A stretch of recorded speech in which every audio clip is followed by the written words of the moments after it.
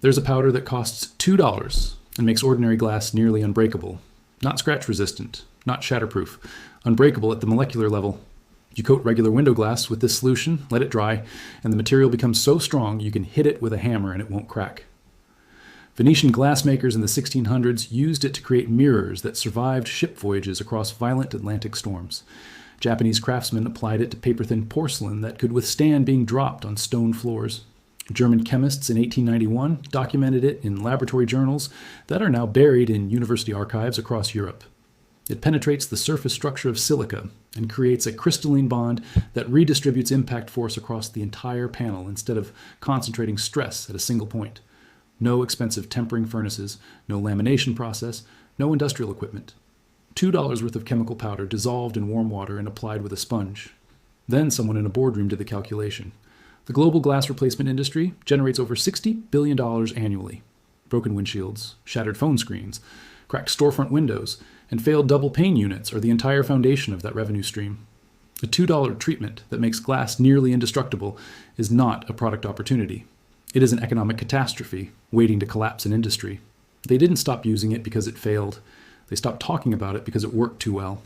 This is the story of potassium alum, the glass strengthener that empires trusted and corporations erased.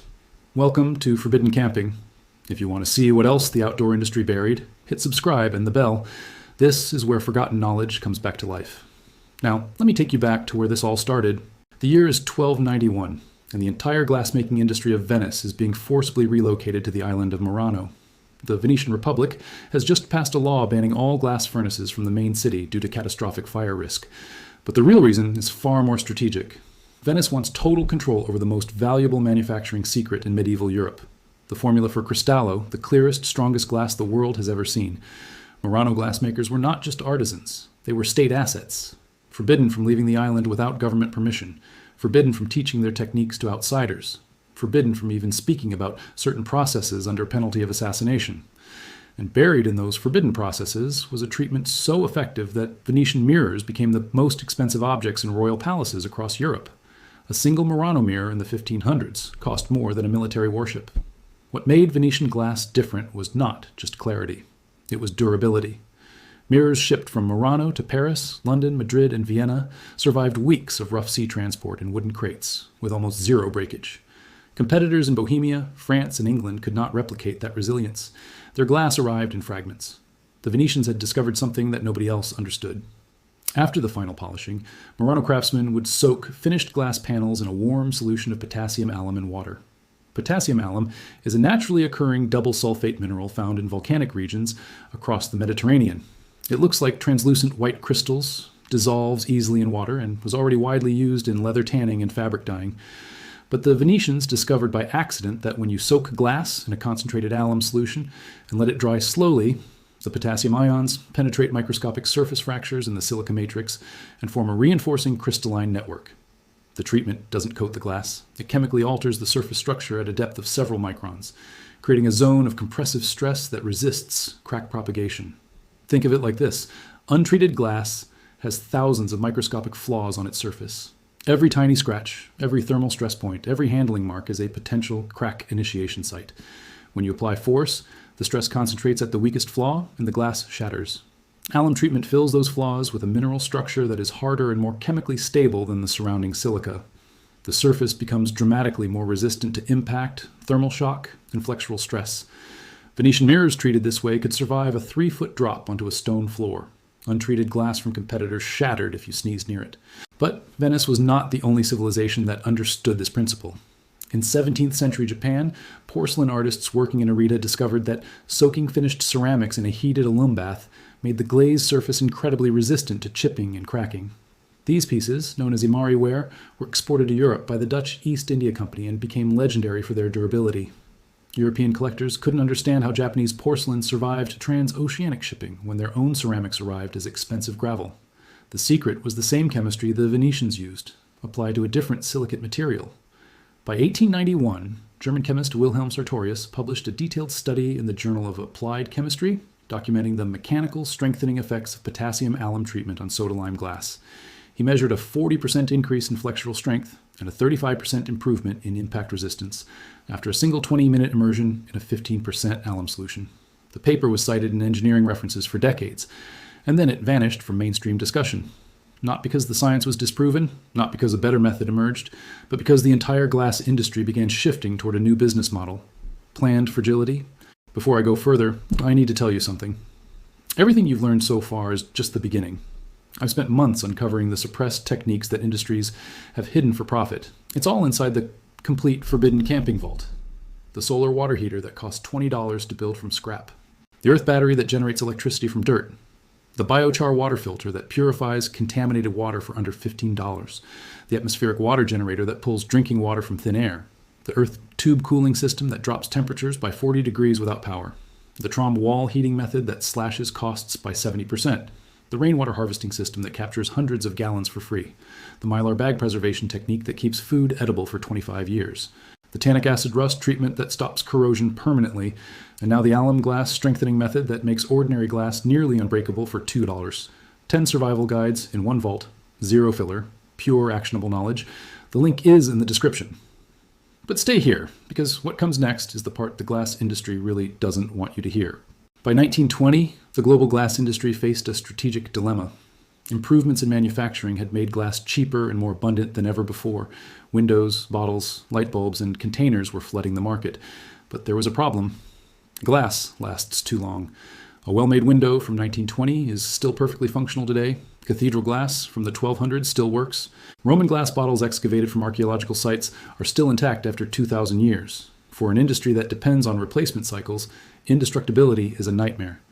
Then came the automobile revolution. By 1930, over 23 million cars were on American roads, and every single one had a windshield.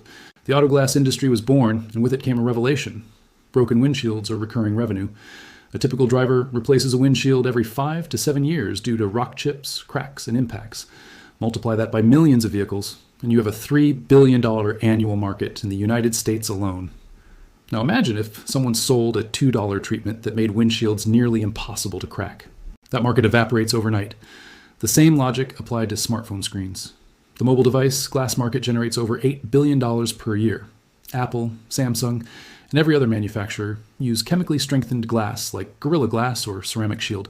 These are sophisticated ion exchange processes that cost manufacturers $15 to $40 per screen. But here's the secret.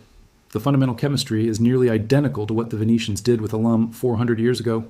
Modern ion exchange uses molten potassium salts instead of an aqueous solution, but the principle is the same.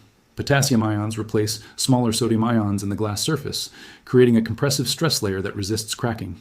The difference is that Corning and other manufacturers have patented every possible variation of this process, turned it into a high-margin B2B product, and ensured that no consumer can ever do it themselves. A $2 DIY treatment that anyone can apply at home destroys that entire licensing model.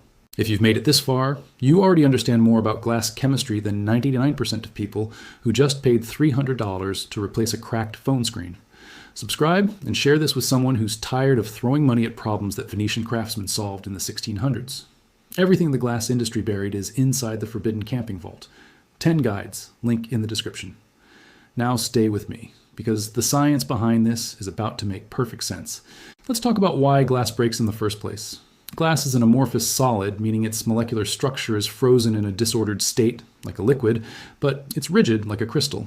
This gives glass incredible optical clarity, but it also makes it brittle. When you apply force to glass, the energy concentrates at microscopic surface flaws. These flaws act like stress concentrators. The stress intensity at the tip of a tiny crack can be hundreds of times higher than the average stress across the material. Once a crack starts propagating, it moves at speeds up to 5,000 feet per second, faster than sound in air. That's why glass shatters so suddenly and catastrophically.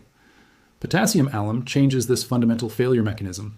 When you dissolve potassium alum in water and soak glass in the solution, potassium ions diffuse into the surface layer of the silica matrix. This happens because glass is not perfectly dense. It has a network structure with spaces between silicon and oxygen atoms. Potassium ions, which are larger than the sodium ions already present in soda-lime glass, wedge themselves into these spaces. As the solution dries and the temperature normalizes, these larger ions create a compressive stress in the surface layer. Compressive stress is the opposite of tensile stress. Tensile stress pulls material apart. Compressive stress pushes it together. When you try to crack glass under compression, the applied tensile force has to first overcome the compressive stress before a crack can even start to grow. This dramatically increases the energy required to fracture the material. A 15% potassium alum solution creates a compressive stress layer approximately 10 to 15 microns deep. That might sound thin, but it's more than enough. Most impact damage initiates in the top 5 microns of the surface. By reinforcing that critical zone, you prevent 70 to 80% of common fracture modes. The treatment also does something else. It chemically heals surface microcracks. Potassium alum reacts with moisture and carbon dioxide in the air to form thin deposits of potassium carbonate and aluminum hydroxide inside surface flaws. These deposits are harder than the surrounding glass and act like microscopic patches. The result is a surface that is smoother, harder, and far more resistant to new damage. German engineers in the 1920s tested this exact process on laboratory glass slides and published impact resistance data showing a 300% improvement in drop test survival rates. That data still exists in archived journals. It's just never mentioned in modern materials science textbooks because it's not profitable to teach. Here's what you actually need to do, and it's almost offensively simple. Go to any pharmacy, chemical supply store, or online bulk retailer and purchase potassium alum powder. It's sold as a pickling agent, a deodorant ingredient, and a water purification compound. A 500-gram bag costs between $2 and $4 and will treat approximately 50 square feet of glass surface area. Measure 150 grams of potassium alum powder and dissolve it in 1 liter of warm water. Stir until completely dissolved. The solution should be clear and slightly viscous. That's your glass strengthening solution. The same fundamental chemistry the Venetians used, the same principle that German chemists documented, the same treatment that Japanese porcelain masters applied for centuries. Clean the glass surface thoroughly with isopropyl alcohol or glass cleaner to remove any oils, dust, or residues. The surface must be completely clean for the treatment to penetrate effectively. Pour the alum solution into a wide, shallow tray, or apply it directly to the glass using a clean sponge or foam brush. For small items like phone screen protectors or eyeglasses, submerge them completely in the solution. For large panels like windows or mirrors, apply the solution generously and ensure full coverage. Let the solution sit on the glass for 15 to 20 minutes. You want the potassium ions to have time to diffuse into the surface structure.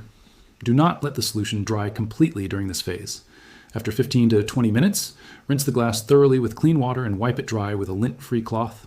As the glass dries over the next 24 hours, the compressive stress layer forms and the treatment cures. For maximum strengthening, apply a second coat following the same process 24 hours after the first treatment. 2 coats provide the deepest ion penetration and the strongest compressive layer. Once fully cured, the treated glass is ready for use. You won't see any visible difference. No haze, no coating, no discoloration. But the material is now 2 to 3 times more resistant to impact and thermal shock than untreated glass. For camping gear, this treatment is transformative. Apply it to lantern globes, headlamp lenses, glass water bottles, camp mirror surfaces, and any other glass items that get rattled around in a pack. Apply it to your vehicle windshield, side windows, and rear glass before a long overland trip. Apply it to your phone screen protector before installation. Apply it to eyeglasses, reading glasses, and sunglasses that you're tired of replacing every 6 months. 500 grams of potassium alum is enough to treat an entire vehicle's glass surfaces, a full set of camping gear, and every pair of glasses in your household. Total investment, $3 and about 90 minutes of your time. Compare that to a windshield replacement at $200 to $400. Compare it to a phone screen repair at $150 to $300. Compare it to a new pair of prescription glasses at $250 to $600. The chemistry doesn't wear off because it's not a coating sitting on the surface. The potassium ions are now part of the glass structure. They don't evaporate, they don't wash away, and they don't degrade with UV exposure. A machinist in Oregon began treating all of his shop safety glasses with alum solution in 2018 after reading a translated German chemistry paper from 1923.